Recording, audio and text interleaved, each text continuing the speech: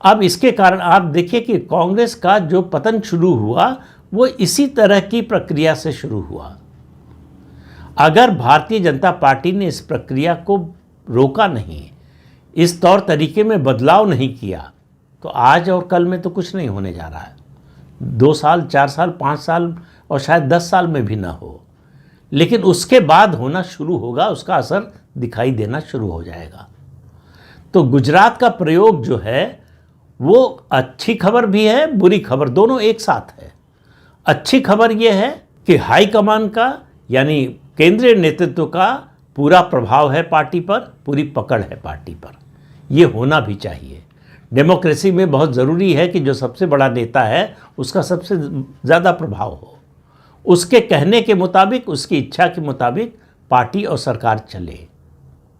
लेकिन इस कदर सेंट्रलाइजेशन होना कि कोई चू न कर सके या इसके बारे में सोच भी न सके, ये स्थिति जो है वो तुरंत कोई असर नहीं दिखाती है। ये इसका असर बहुत धीरे धीरे होता है और लंबे समय में होता है। तो क्या गुजरात में जो शुरुआत हुई है वो सिलसिला दूसरे प्रदेशों में भी चलेगा? सवाल इस बात का है। गुजरात में ये दूसरी बार, जहाँ तक मुझे याद आ रहा है, दूसरी बार डिप्टी सीएम बनाया गया है। इससे पहले जब विजय रूपाणी को बनाया गया था सीएम, आनंदीबेन पटेल को हटाने के बाद, तब नितिन पटेल को डिप्टी सीएम बनाया गया था। हालांकि उन्होंने उस समय मना कर दिया था, लेकिन बाद में उन्होंने स्वीकार कर लिया।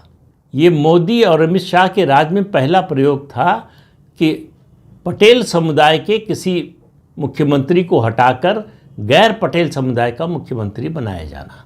हालांकि ये इस प्रयोग की शुरुआत जो है वो अटल बिहारी वाजपेयी और लाल कृष्ण आडवाणी के समय ही हो गई थी, जब केशुभाई पटेल जैसे कद्दावर नेता को भाजपा के, मेरा ख्याल है अब तक के मोदी को अगर आप छोड़ दें तो सबसे बड़े नेता, सबसे बड़े जनाधार वाले नेता, सबसे बड़े समाज के एकमात्र नेता जिनकी लीडरशिप को लेकर कोई सवाल नहीं था, उनको हटाकर नरेंद्र मोदी को मुख्यमंत्री बनाया गया था।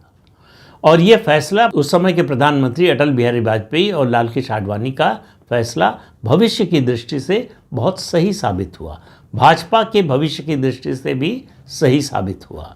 लेकिन अब जो प्रयोग हो रहे हैं, क्या वो भी ऐसा होंगे, इसके बारे में तो भविष्य ही बताएगा। लेकिन अब जो हो रहा है ये सिलसिला तेज होने वाला है। आप बिहार विधानसभा के चुनाव के नतीजे का इंतज़ार कीजिए, उसके बाद मुझे लगता है तेज़ी से फैसले होंगे।